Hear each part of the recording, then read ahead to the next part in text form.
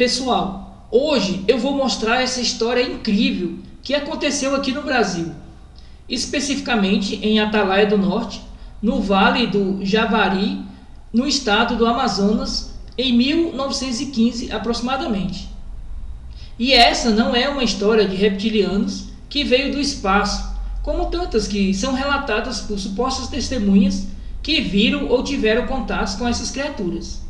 E é aqui que essa história fica interessante, pois ela narra a possível existência de uma família que, assim como nós, evoluíram há milhões de anos atrás, não de um mamífero, mas de um ancestral réptil. E se ela não foi caçada ou extinta, pode estar lá neste momento, vivendo à beira do rio Amazonas, embrenhadas na densa floresta. Isso é fantástico. Já imaginaram uma nova espécie evoluída de um réptil?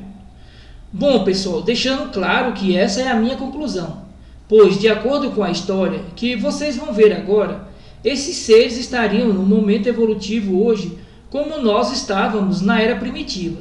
Ou seja, eles não manipulam nenhuma forma de ferramenta e, apesar de andarem eretos e se comunicarem por gestos e sinais diferentes de seus parentes, hoje que seriam os jacarés, eles ainda não têm sinais de uma evolução próxima a nós. Então vejam a história que foi contada pelo neto de seu Manuel, a testemunha que vivenciou toda essa aventura. O meu avô, Manuel Estevão, era um pescador que nasceu em 1889 e faleceu em 1984. Quando eu tinha apenas 11 anos, ele nos deixou. Ele adorava pescar durante a madrugada, pois acreditava que era quando os peixes se aproximavam da superfície. Para garantir o sucesso da pescaria, ele sempre preparava cuidadosamente sua malhadeira e prendia firmemente de uma ponta a outra do rio. Naquela época, os peixes-bois e pirarucus eram muito abundantes nos igarapés e nas cabeceiras dos rios, o que garantia pesca farta.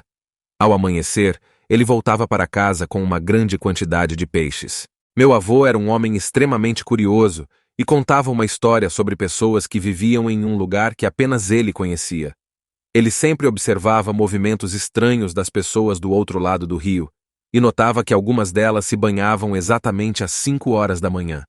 Em um desses dias, ele decidiu se aproximar com sua canoa para descobrir quem eram essas pessoas, pois, segundo ele, não existia outra vila em um raio de muitos quilômetros, além da sua própria. Antes de atravessar o rio com a canoa, ele remou alguns metros à frente, evitando se dirigir diretamente para a margem onde estavam essas pessoas. Ao chegar ao outro lado, ele escondeu a canoa em um lençol de capim na margem do rio e permaneceu escondido.